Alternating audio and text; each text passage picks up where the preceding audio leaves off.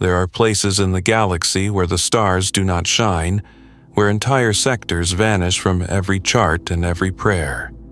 Vox channels return only static, astropathic messages dissolve into incoherence, and the light of the Astronomicon itself bends as if recoiling from a wound in reality. In those dead spaces, nothing human survives. Yet stories drift in from the edge. Fragments of last transmissions, the recorded screams of worlds being torn apart by tides of unreality. They speak of skies burning with colorless flame, of oceans that rise into the void, of cities folded into impossible geometry.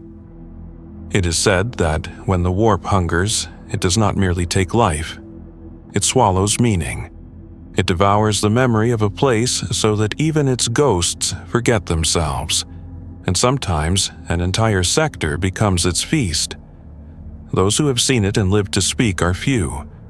They describe not a storm, but a possession of reality itself, the moment the materium surrenders, and the laws of existence fracture like glass.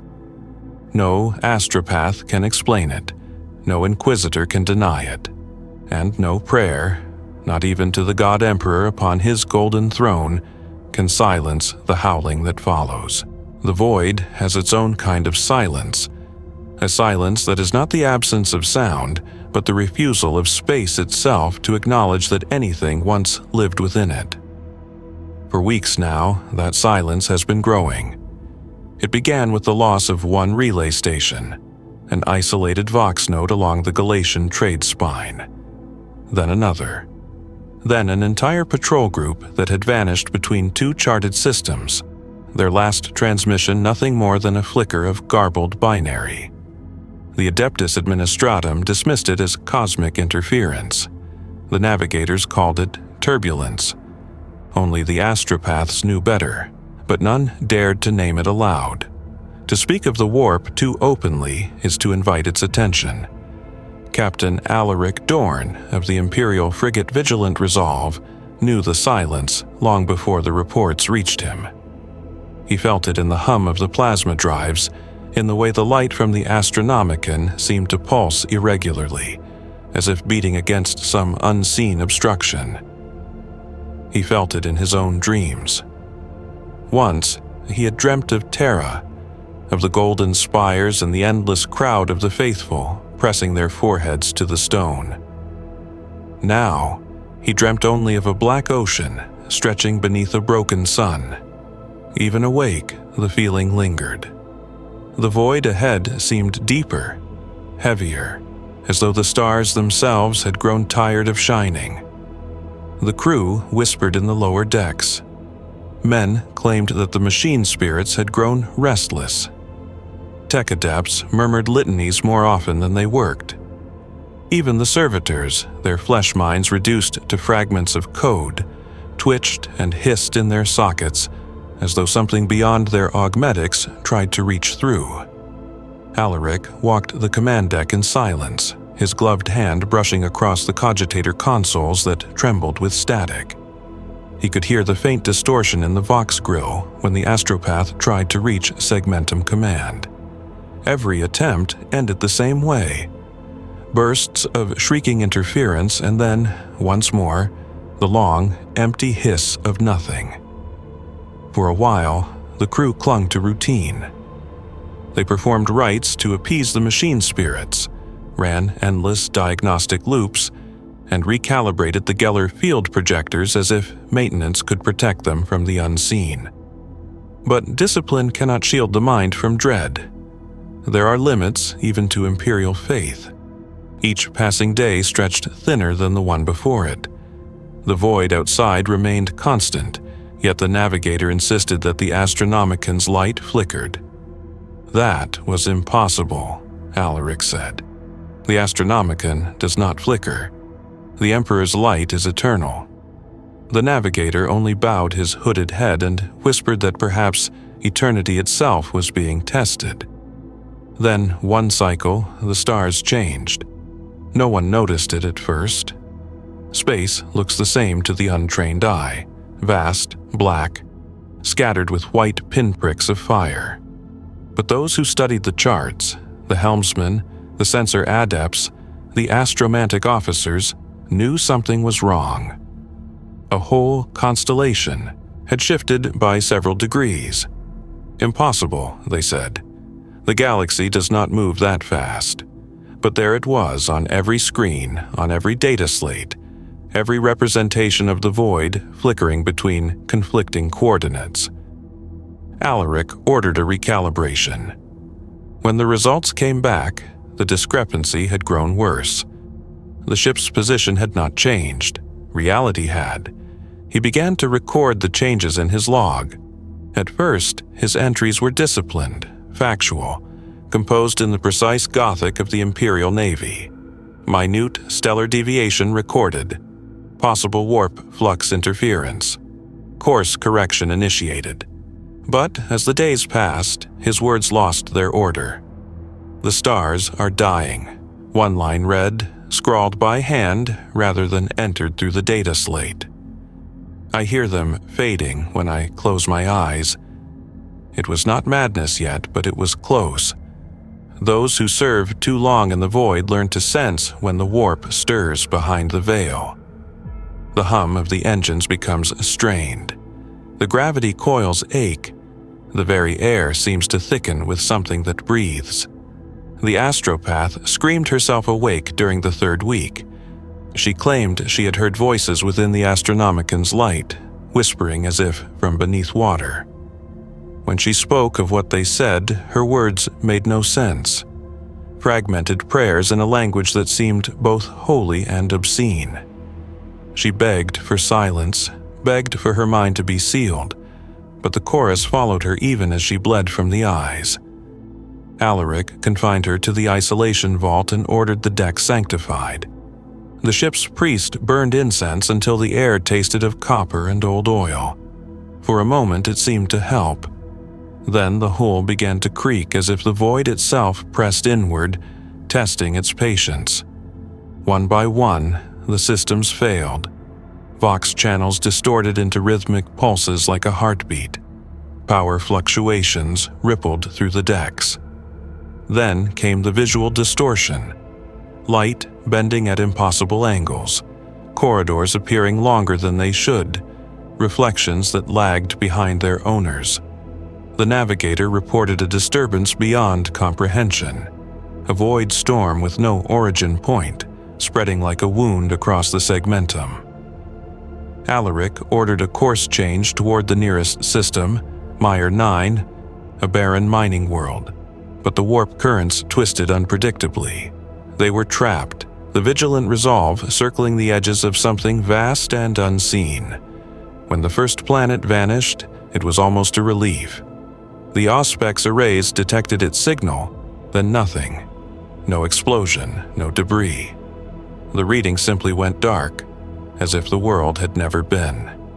The crew whispered of annihilation, of demons devouring matter, but Alaric thought otherwise. It felt less like destruction and more like erasure. A forgetting so complete that even the stars surrounding it no longer remembered where it had been. And with each loss, the silence grew stronger, denser, until it pressed against the skin like the weight of deep water. He convened a final meeting in the Strategium, surrounded by trembling hololiths that glitched in and out of focus. Officers recited data that contradicted itself. One claimed they were 2 light years from Meyer 9. Another said they were inside its atmosphere. A third swore the planet never existed. The ship's priest muttered a litany against confusion, but even his voice began to echo unnaturally, repeating itself from different corners of the room. When the hololith flared one last time, it showed a single image: the Aquila fractured into 4 wings, bleeding light. Alaric gave no speeches. He simply stood at the viewing port, watching as the stars around them dimmed one by one, their light absorbed into something unseen. The void turned darker than dark, and the faint hum of the engines faltered. For the first time in his life, he understood what it meant to fear silence. because in that silence, he could feel something listening. He ordered the Geller field increased to full power, but the machine spirits resisted. The Mechanicus adepts chanted and pleaded, but the field shimmered erratically, like a reflection on disturbed water. Some claimed to see shapes moving within it, shadows walking on the inside of the shield, faces pressed against the barrier, watching with hollow curiosity. The priest declared them hallucinations, the residue of warp stress, but the fear in his voice betrayed him. The adepts began to sabotage their own instruments, convinced that the data itself had become corrupted by the warp's touch. A single whisper spread through the ship. "The stars are going out because we are being unmade." Alaric went to the isolation vault to see the astropath one last time. She was barely human now, her flesh pale and translucent from psychic burn, her eyes like 2 points of dying flame. When she spoke, her voice came not from her mouth but from every Vox unit aboard the ship simultaneously. "It's not coming," she said. "It's already here." Then she smiled, something impossibly serene, and her body turned to ash that drifted upward instead of down. Every instrument on the ship registered an impossible surge of power at that moment, as though the warp itself had breathed in. The crew began to pray. Some knelt, others wept, and a few opened fire on their own reflections, convinced they were being mocked. Alaric walked back to the command deck, the air thick with the scent of burnt incense and sweat. The stars were almost gone now. Only a few points of light remained, flickering in and out of existence like dying embers. He activated the recorder and spoke his final entry. "This is Captain Alaric Dorn of the Vigilant Resolve. If this message reaches anyone beyond this darkness, remember us. Remember that we saw the stars die before we did."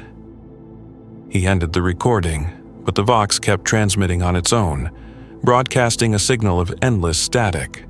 The ship's lights dimmed, the air thinned, and the Geller field shimmered one last time, before collapsing. For an instant, Alaric saw everything. The walls turning liquid, the void folding inward, the faces of his crew stretching into streams of light. Then there was nothing. But the Vox continued. Across the void, fragments of that transmission reached distant stations, broken and incomplete. A voice whispering through distortion, repeating the same phrase over and over, as though refusing to fade. "The stars have gone out." And far beyond, in the offices of the Administratum, a junior scribe noted the loss of contact with the Galatian sector and marked it as pending investigation. No one ever followed up. The silence spread. If you have ever wondered how an entire sector could vanish beneath the hunger of the warp, if you wish to understand what it means when reality itself is lost to madness, then remain with us. The Imperium forgets its dead too easily, but remembrance is a weapon. Like this transmission, share it with those who still believe the Emperor's light cannot falter, and subscribe to the voice that refuses to forget. For silence is the first victory of the warp. When the first storms broke through, they did not come from the sky. They came from within the walls, from the flesh of the world itself. Hive Orison was the largest of the sector's manufactoria, an endless labyrinth of steel and prayer, home to 50 billion souls who labored beneath the shadow of smokestacks that never ceased. They had always lived with the constant scream of the forges, the mechanical liturgies of the Mechanicus echoing through every conduit. The air itself was a blend of rust, ash, and devotion. But when the warp began to bleed through, sound itself began to falter. The noise that had defined their existence dimmed, and silence, real, unnatural silence, descended upon the hive. At first, the faithful thought it a miracle. The priests of the ecclesiarchy claimed the emperor had granted them a moment of reflection, a pause to purify their spirits. They gathered in the upper cathedra and sang hymns that reverberated strangely against the stone, the echoes lagging just a fraction too long. The manufactorum masters, deprived of the constant rhythm of their machines, began reciting rites of ignition with increasing desperation. But the machine spirits no longer answered. Pistons froze mid-motion, forges cooled, conveyor lines halted with the slow grace of dying giants. The servitors twitched where they stood, Vox grills hissing fragments of binary scripture, then fell silent. No one understood that they were already being rewritten. Below, in the hab stacks and underhives, people woke from dreams they could not describe. They spoke of corridors that stretched endlessly in both directions, of the emperor's statues turning their heads to watch, of blood that flowed upward toward the ceiling and whispered their names. Children were born without eyes, yet could see the shadows moving behind walls. Those who prayed found their litanies slipping into patterns of speech they did not recognize. Whole congregations chanted words that were not high Gothic, not low Gothic, something older, slower, more deliberate. And every time they tried to stop, their tongues refused. Magos Theophrast of the Adeptus Mechanicus was the first to identify the nature of the distortion. Or at least he thought he did. His log recordings, recovered later from the fragments of the hive's data vault, describe systemic contamination of sacred code, the replacement of holy canticles with sequences that no human had written. Binary recursions of unapproved geometry, he wrote. Signal infection not mechanical, but metaphysical. He attempted to isolate the corruption through ritual cleansing, chanting the hymn of pure calculation over the forges. But the machines responded with a chorus of screeching metal that drove two adepts mad. They gouged out their own augmetic eyes, claiming they had seen something looking back through the data streams. Theophrast persisted. He believed faith could stabilize the code, that purity of purpose could outlast whatever intrusion had entered his domain. But as he recorded his final log, his voice grew uncertain. The spirits no longer respond to the name of the Omnissiah, he whispered. They speak of something else now, something vast. They are afraid. The recording ended with a single word repeated again and again until the cogitator's circuits fused. Remember. Within the hive, panic took root in silence. The Vox towers, normally flooded with endless propaganda and sermons, fell mute. When the screens flickered back to life, they displayed scenes no one recognized. Images of the city seen from impossible angles, its spires bending like living things, its sky cracked open to reveal shapes swimming in the light. The administratum clerks sealed themselves in their offices, reciting the creed of order as the data slates on their desks melted into pools of mercury. The enforcers fired on anyone who spoke of demons, but their own visors began to display icons from no known imperial system. Some said they saw their own faces staring back from the reflection of their armor, smiling as they pulled the trigger. Father Halvorn, high priest of the Ecclesiarchy Cathedral, refused to accept that faith could fracture. He ordered the great bells to be rung, summoning all who still believed. The people came in waves: pilgrims, manufactorum workers, wounded soldiers from the local Astra Militarum garrison, drawn by fear disguised as devotion. The cathedral filled until there was no room to breathe. Halvorn stood before them, robes shimmering in the candlelight, and raised the aquila high. "The Emperor is with us," he cried. "He is watching. He will not abandon his children." The crowd answered with ragged voices, repeating his words, clinging to them as to a lifeline. For a moment, the sound of human unity filled the vast hall. Then the light changed. It began at the altar, where the reliquary of Saint Verin glowed with unnatural brilliance. The flame of the sacred candles bent sideways, as if drawn toward something unseen. The air thickened, colors deepened, and every shadow grew teeth. Halvern turned to the reliquary just as the bones within began to move. The saint's skull opened its mouth and whispered in a language no human should ever hear.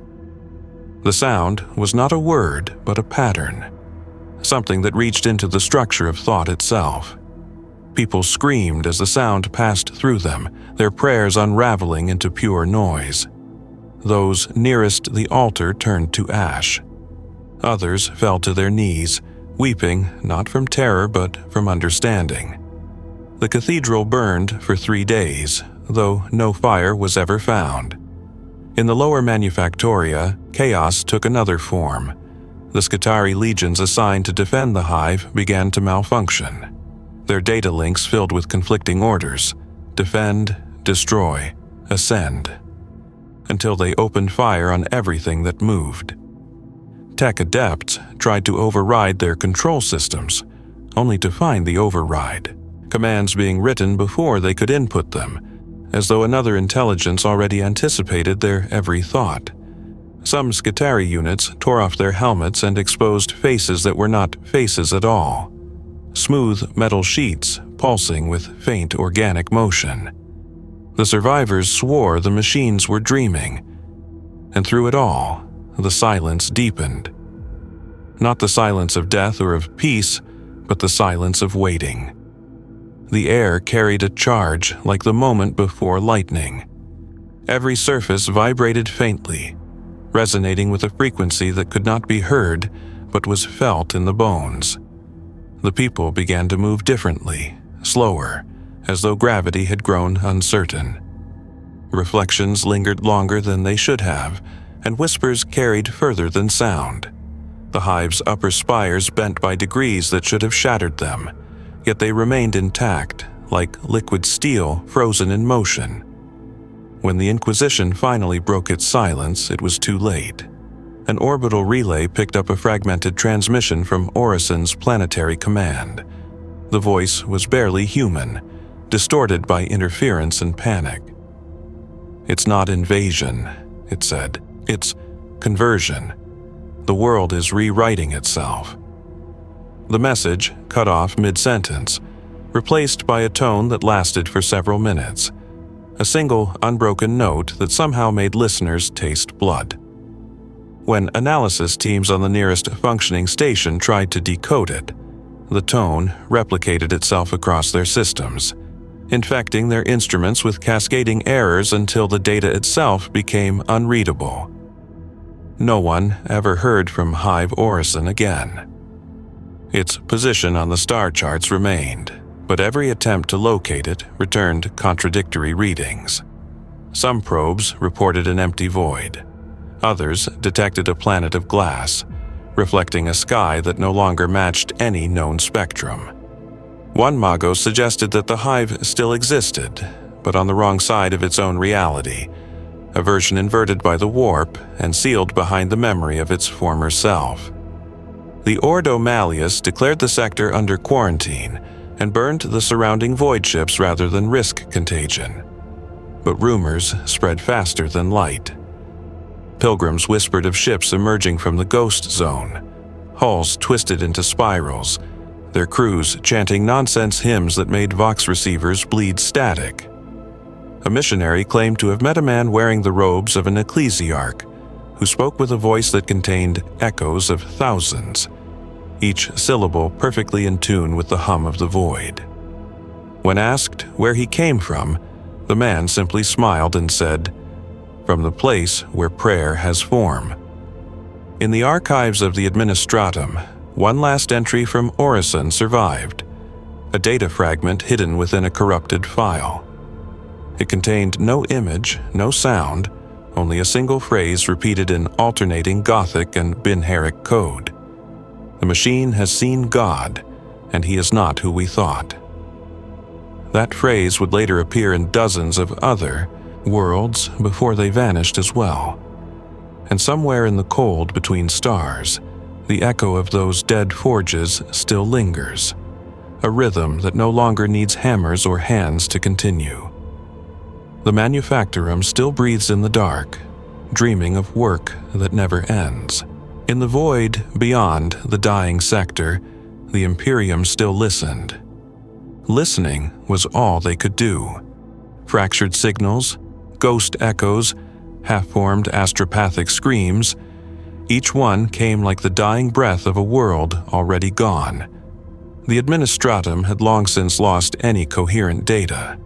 The Inquisition argued in whispers whether the disturbance was a heretical psi weapon, a warp incursion, or something entirely new. But none of their arguments changed the truth.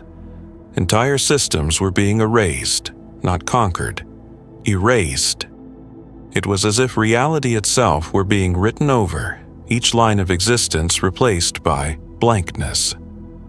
Far from the core, on the outermost border of what had once been the Galatian sector, an Imperial listening post clung to the edge of known space. It was small, little more than a metal skeleton suspended above a dead moon, operated by a skeleton crew of astropaths, Vox operators, and one aging officer of the Astra Telepathica. Its name, Relay Theta 19, was unimportant. What mattered was that it still heard, and what it heard would become the last fragment of memory the Imperium ever received from the dying sector. Astropath Lyra Voss had served the Emperor for 30 years. Her eyes had long since been burned away in his service, her mind scarred by the visions she had carried through the warp. But she endured, because endurance was the only prayer she trusted. Now, sitting in the candlelit chamber of the relay, she could feel the pressure building beyond the veil. The warp was alive with motion, but not like before. It pulsed in slow waves like a heart that did not belong to any living thing. Every attempt to reach her brethren ended in static whispers and images that melted as she tried to grasp them. She told her adepts to record everything, no matter how fragmented. "The truth," she said softly, "will not come clean, but it will come." At first, what they received were fragments of distress calls. Ships reporting navigational failure, planetary stations reporting atmospheric distortion, voices screaming of stars blinking out. One message, carried across half the sector by a dying cruiser, spoke of mirror suns appearing where none should exist. Another, intercepted by Theta 19's Vox operators, came from an Astra Militarum commander entrenched on a frontier world called Ryden's Hope. The transmission was broken, but the words that remained were etched into the records. "They came out of us, out of our shadows. We fire, and the bullets never stop moving. They keep going, like time has stopped." His voice dissolved into laughter before the signal cut. The sound of it made 2 Vox adepts claw at their ears until they bled. For days, Lyra sat in the dark, listening to the echoes of a dying sector. Sleep became meaningless. She could feel the warp's breath leaking through even here, at the edge of its reach. The air shimmered faintly with unseen heat. The candles burned with colorless flame. The adepts tried to maintain ritual discipline, chanting the litanies of contact, but their rhythm faltered. Some began to repeat phrases from the intercepted transmissions without realizing it. "The stars are watching," one whispered over and over. "They're waiting for us to stop remembering." On the 4th night, the Emperor's light vanished from her inner sight. It did not dim, it simply ceased to be. The Astronomicon, the great psychic beacon that guided all of humanity across the void, no longer touched her mind. She felt as though she had been cut adrift in an infinite black sea. The silence that followed was worse than pain. For a long time, she said nothing. The adepts around her waited, trembling. When she finally spoke, her voice was barely human. "He's still there," she said, "but something stands between." That same night, the last true signal from within the Galatian sector arrived.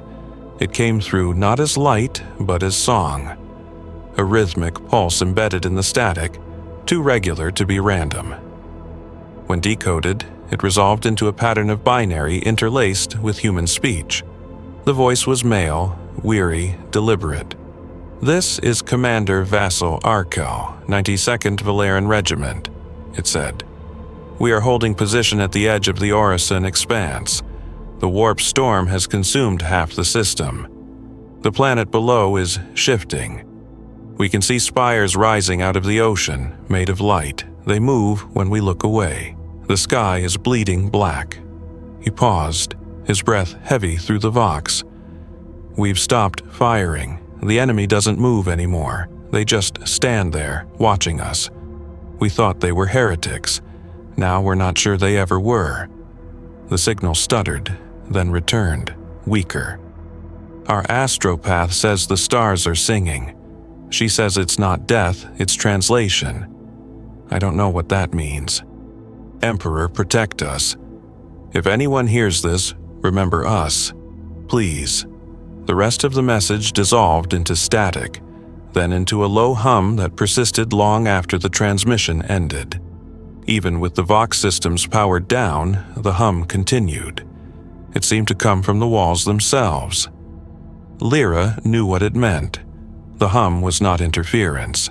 It was the sound of the warp pressing against the veil, vibrating through the metal like the breath of a sleeping god.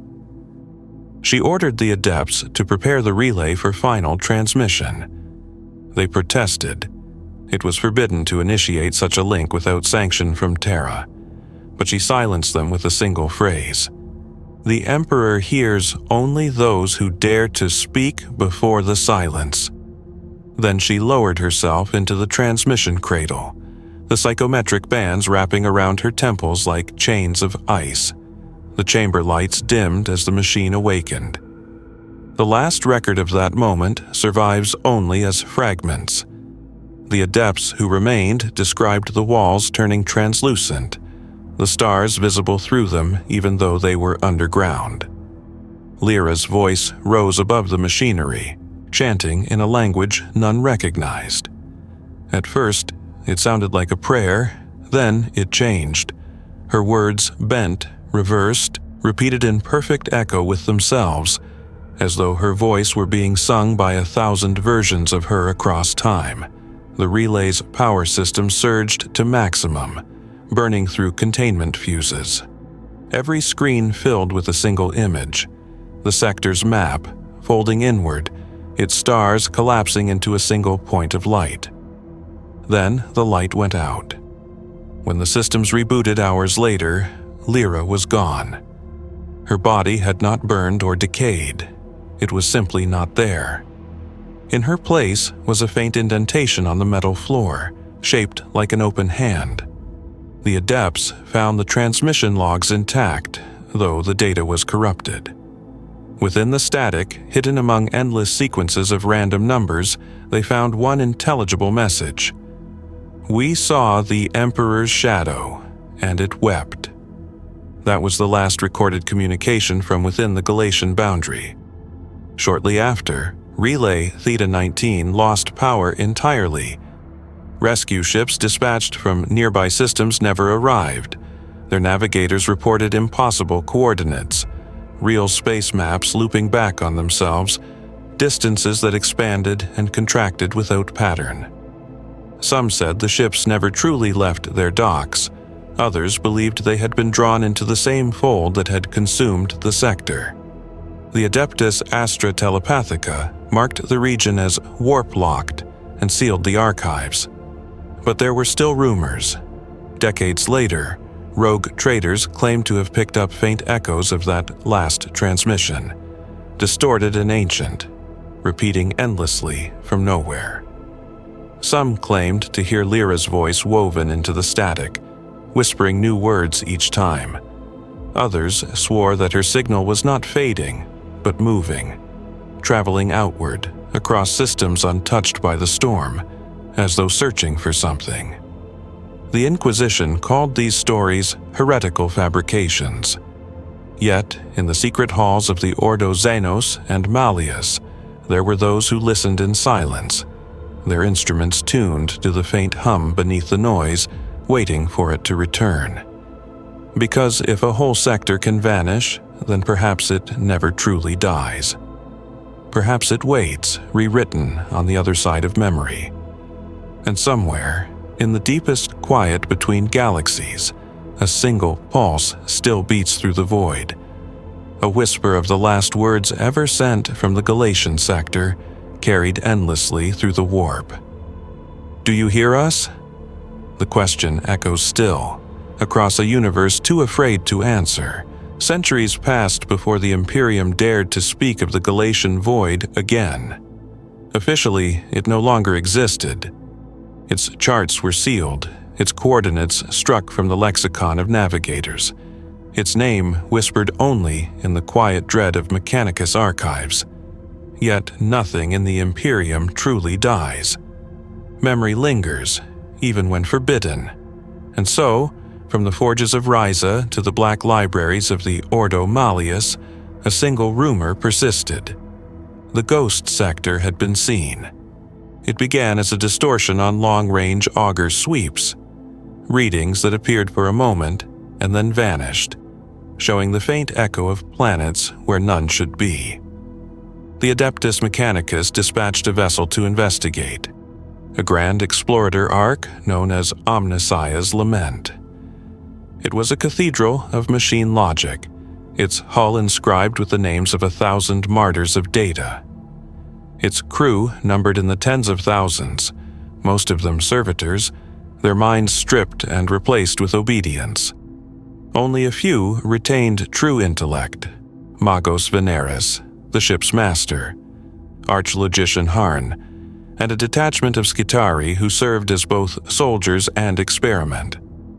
For months they traveled, guided by the faintest mathematical whispers, the echoes of stellar coordinates that should have been erased. The navigator, his third eye sealed beneath golden cloth, wept blood during the final translation from the warp. When the Lament emerged into real space, every instrument screamed.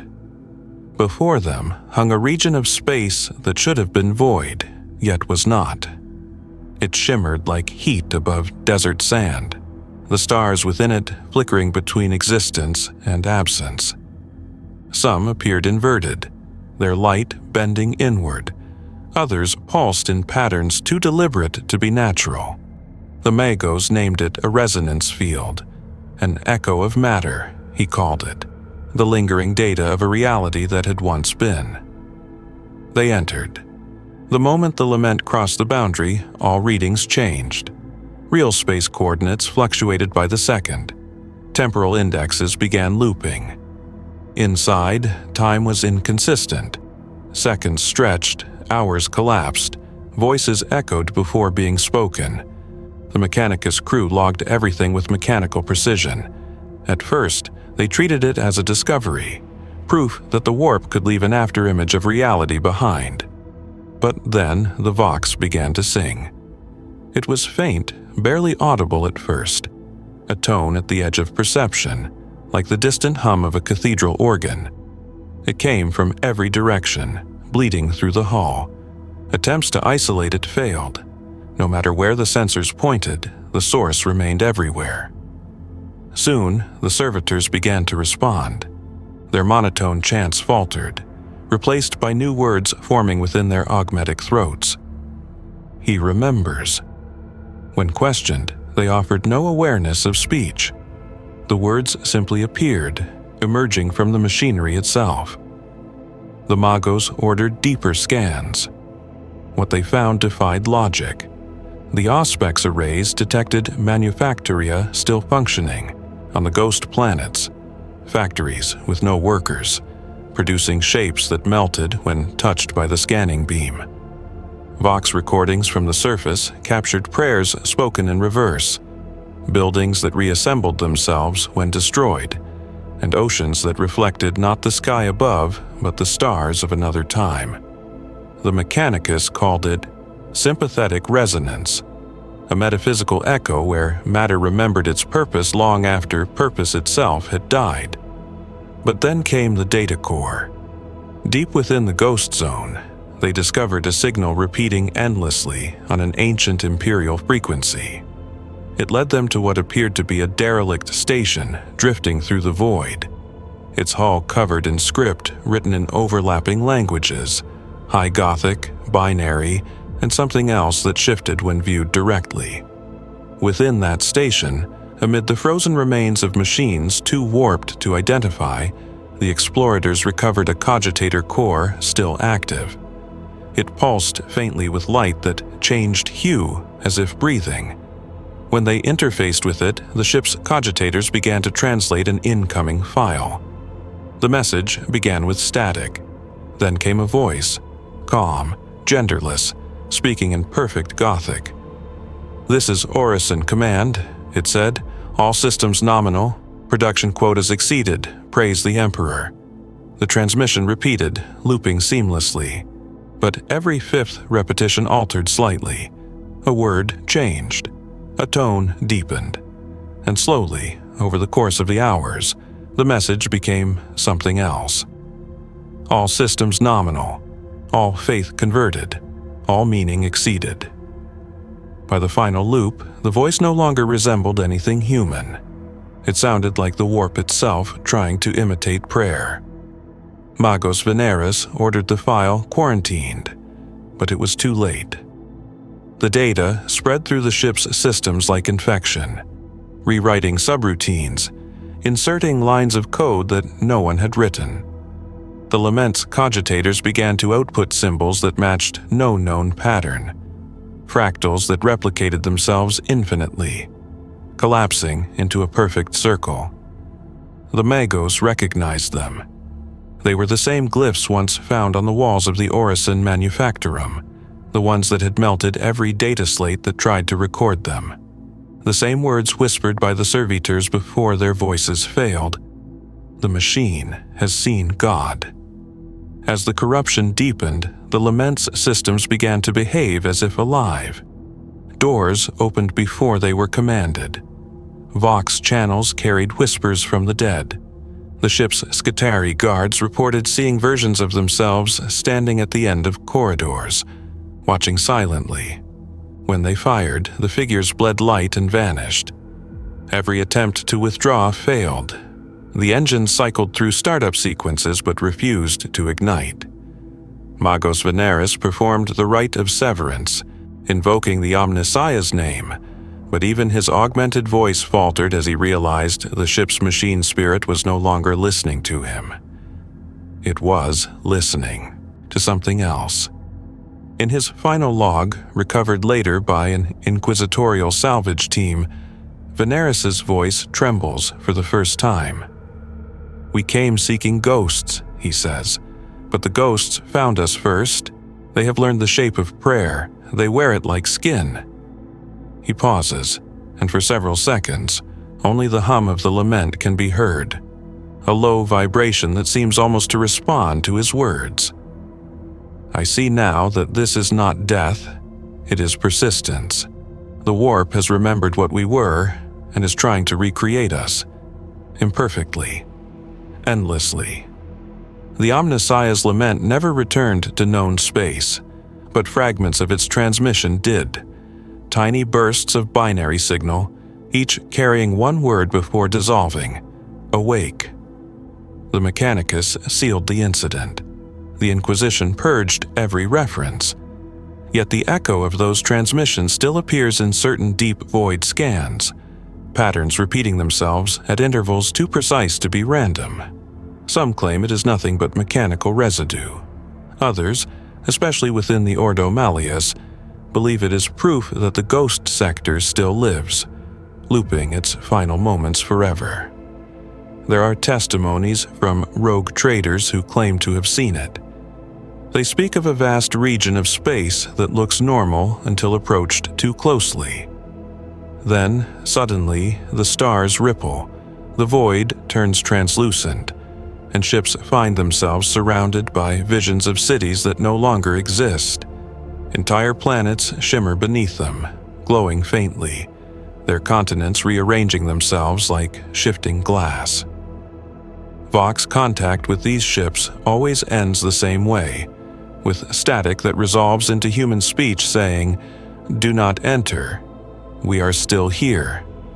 But perhaps the most haunting account came from an Adeptus Custodes who served as escort to an inquisitor investigating the phenomenon. He returned alone, eyes darkened with memory, and refused to speak for 7 years. When he finally broke his silence, his words were recorded under seal. "It was like looking into the Emperor's dream," he said. "A world remade in his absence. Every prayer, every death, every machine still turning, but without meaning. It was perfect.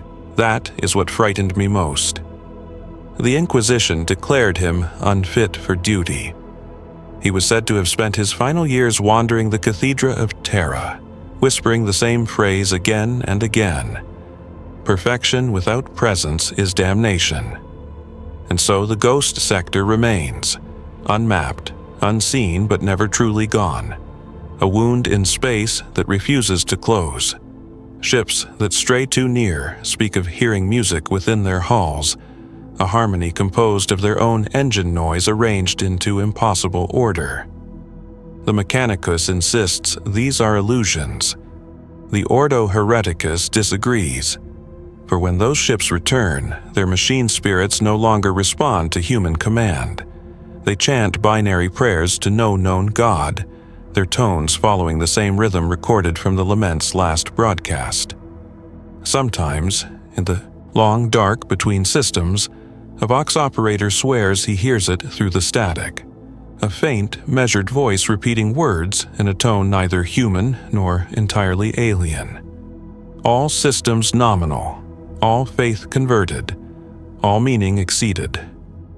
And somewhere, on a world that does not exist, the manufactoria still work, the bells of the cathedral still toll, and the shadows of men still move through corridors of light, repeating prayers that were never meant to be spoken. Reality remembers itself. The warp remembers everything else, and between them, the ghost sector endures, neither alive nor dead, but forever aware. It began as a whisper on Terra, a rumor so small it could be dismissed as superstition, a fragment of gossip carried by pilgrims through the endless lines before the imperial palace. They said that when the Galatian sector vanished, the Emperor did not look away in sorrow. He turned his gaze aside by choice. That he knew what was coming and chose not to intervene. The ecclesiarchy declared such speech heresy of the highest order, yet the rumor persisted, carried in secret through the Schola Progenium, across the spires of the Administratum, and whispered by penitents in the dust of the ecclesiarchal gates. For in the Imperium of man, silence is never empty. It always means something has been buried. The truth, if truth can even exist in a galaxy as fractured as ours, was not found in any holy archive. It was written in the gaps between records, in the absence of orders where orders should have been. The Ordo Malleus began to notice it first. The astropathic silence from Terra that accompanied the sector's fall had not been total. There had been one faint signal, an encrypted transmission from a relay thought dormant for millennia. Its origin was traced not to any fleet or planetary defense, but to a subterranean node beneath the Imperial Palace itself, one that existed outside all official records. The message was only a single word, repeated 9 times. Containment. But the rumor grew teeth because of what came after.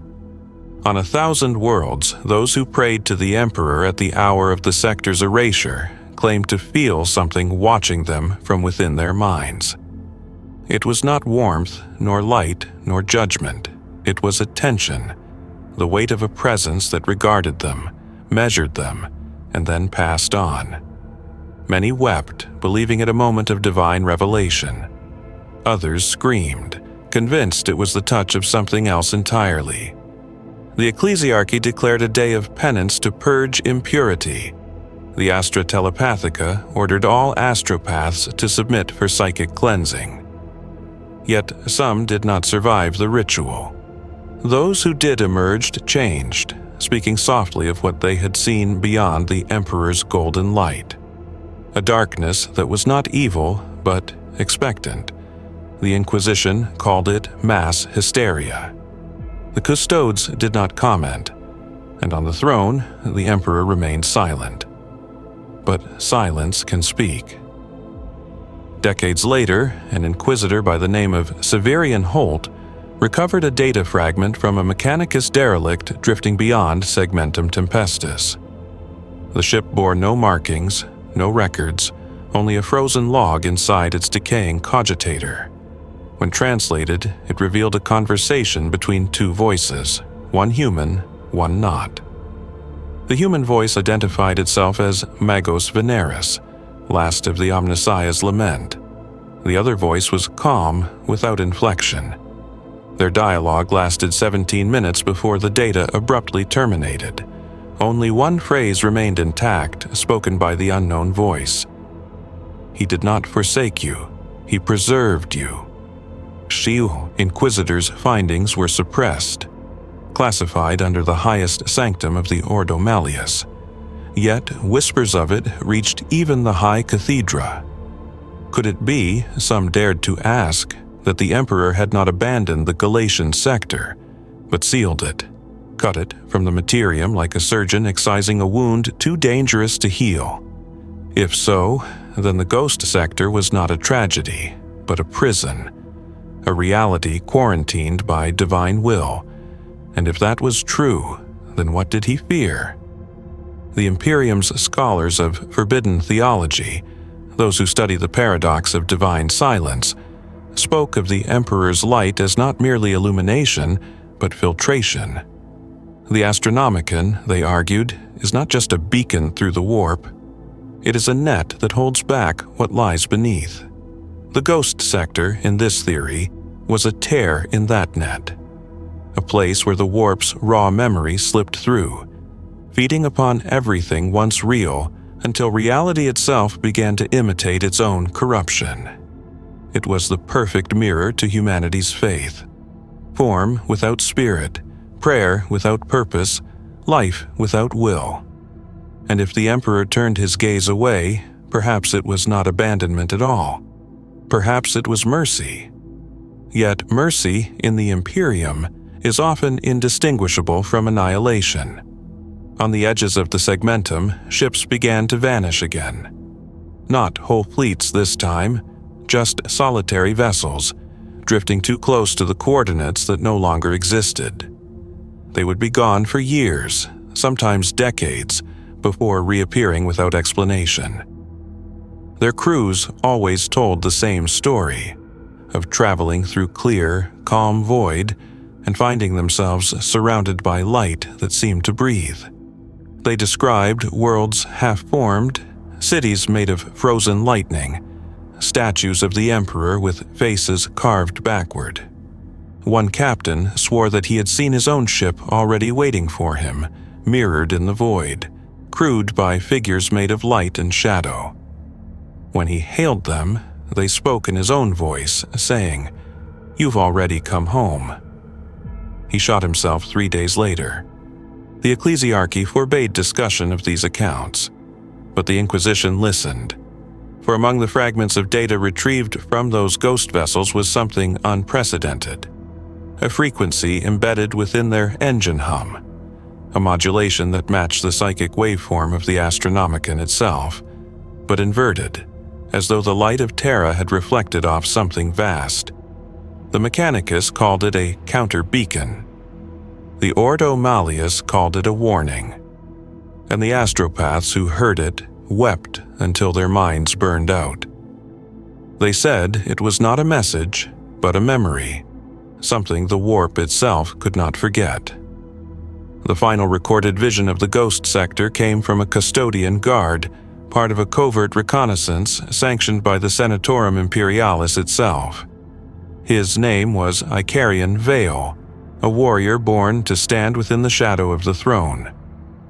He entered the Ghost sector aboard a ship whose name was never recorded. He returned alone, drifting in an escape pod that bore no sign of damage, only a faint hum that vibrated through its metal like a living heartbeat. When interrogated, he spoke little, but what he said was preserved word for word. "I walked among the echoes," he said.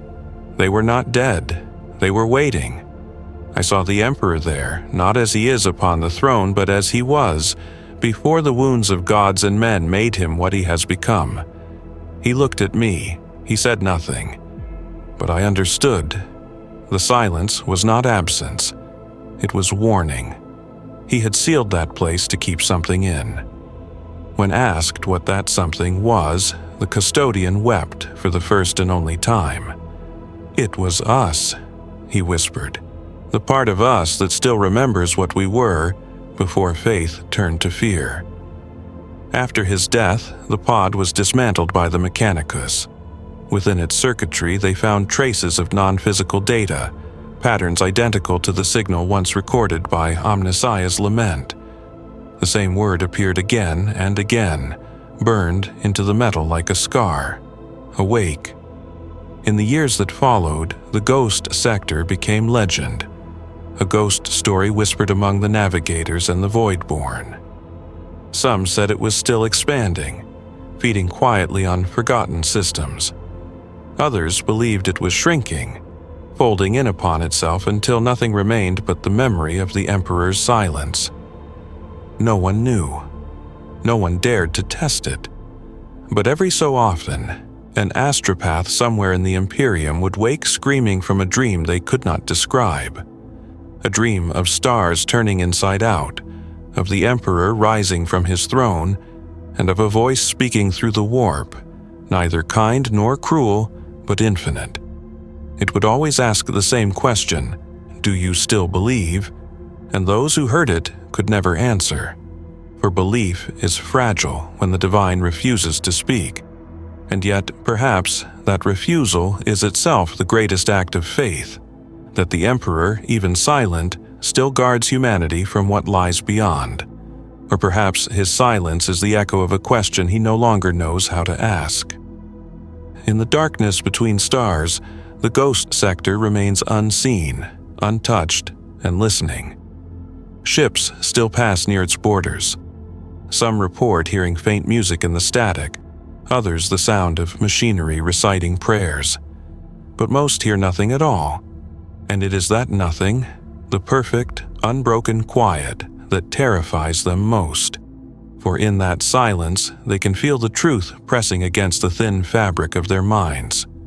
The warp never forgets. The stars remember. And somewhere beyond both, a god who once was man keeps his silence as a million worlds whisper the same prayer to the void. "Emperor, deliver us from your memory."